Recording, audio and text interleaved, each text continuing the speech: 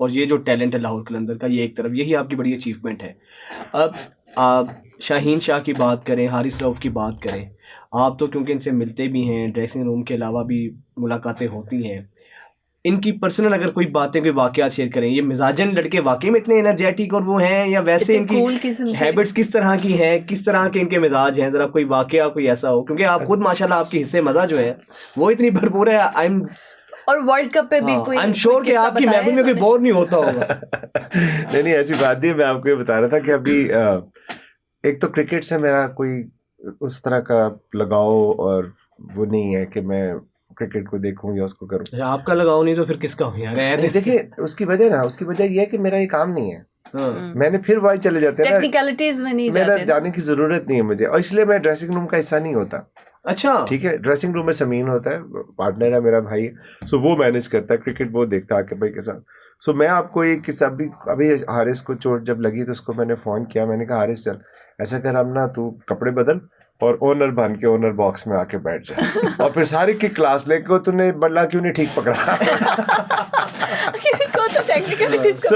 सो मेरा उनसे ताल्लुक ऐसे ही है कि बस मुलाकात हो जाए तो हंसी मजाक हो जाता है, अदरवाइज मेरा खास मेरी कोई इंटरेक्शन। अक्सर लोग कह रहे हैं शाहीन शाह की शादी के बाद परफॉर्मेंस जो है ना थोड़ी सी जरा शेकी है, कोई है मतलब अमूमन हम ये देखे, पता नहीं इत्तेफाक है, हालांकि शादी का परफॉर्मेंस से क्या ताल्लुक है, लेकिन एक लोग ताने माने जोड़ लेते हैं। जब आप किसी से प्यार करते हैं ना तो आप उसको राइज करता देखना चाहते हैं, आपकी ख्वाहिश होती है, आप दुआ भी करते हैं, ठीक है। जब आपकी वो ख्वाहिश और दुआ पूरी नहीं होती ना तो आप लॉजिक ढूंढते हैं। सो जब लॉजिक ढूंढते हैं तो लॉजिक में फिर आपको जब कुछ समझ नहीं आती तो जो रिसेंट पास्ट के वाकयात आप पे डाल देते हैं।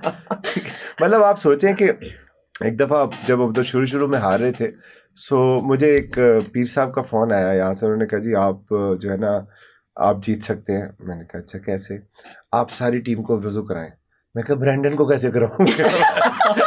मतलब मुझे पता है, पीर साहब ने पूरी टीम को वज़ू करा के अच्छा फिर उनका उस पे क्या जवाब दिया, जरा मजे का? कुछ नहीं, उन्होंने कहा वो क्या कहते हैं आगे से। फिर उन्होंने मुझे कहा कि करवा तो नहीं ब्रैंडन को भी साथ। उसके बाद उन्होंने मुझे कहा कि यार ये मैच तो जीत रहा है। मैंने कहा अच्छा चले ठीक है, हमारा इस्लामाबाद का मैच था, आपको पता है हम तो दायमी उस वक्त हमें आदत पड़ी हुई थी हार की, हम हार गए। तो उन्होंने मुझे फ़ोन किया, उन्होंने कहा हो बड़ा मसला हो गया। मैं कहा क्या हुआ? उन्होंने कहा दाता साहब और पीर साहब की लड़ाई होगी, वो जो इस्लामाबाद वाले जो है बरी इमाम। मैंने कहा जी? उन्होंने कहा हाँ वो असल में ना वो हंसी। मैंने कहा क्या मतलब? उन्होंने कहा हंसी मजाक वाली ना, तो बरी इमाम साहब जीत गए।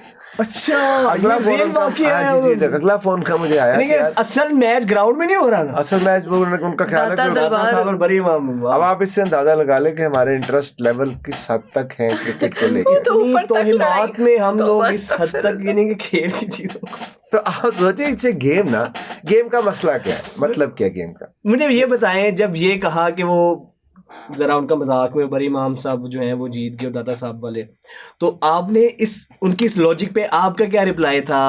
आप तो मेरा क्या रिप्लाई हो सकता था? मुझे एक बात बताएं, ये वो वाली बात है जिस तरह उस दिन मुझे किसी ने कहा कि यार इस दफा जीतना है।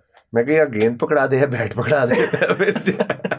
मतलब मुझे एक प्लेयर ने पूछा ना कि यार आतिफ भाई क्या हो? मैंने कहा देखो रोप के अंदर आप हो, रोप के बाहर मैं हूँ, मुझे बताओ रोप के बाहर एक गलत काम बताओ इस ब्रांड के लिए जो मैंने ना किया हो या लाहौर के लिए ना किया हो, या एफर्ट में कमी हो। अंदर तो आप खेलते हो ना, मैं तो नहीं खेलता। सो आप ये जो जज्बा है ना, आप मुझे एक बात बताएं यार, कौन सी टीम प्लेयर डेवलपमेंट प्रोग्राम करती है? हिस्ट्री में नहीं हुआ। कौन सी टीम 5 मुल्कों से कॉन्ट्रैक्ट करती है? Australia, England, south Africa, Namibia, Zimbabwe, कि कौन सी टेस्ट प्लेइंग नेशन जो है वो एक फ्रेंचाइज को अपना क्रिकेट दे देती है to develop their players. Zimbabwe के साथ पिछले साल 10 साल का हमने कॉन्ट्रैक्ट किया। कौन सी फ्रेंचाइज जो है जो अपना हाई परफॉर्मेंस सेंटर बनाती है? अभी दूसरा हाई परफॉर्मेंस सेंटर हमने यूनिवर्सिटी ऑफ लाहौर में बना रहे हैं।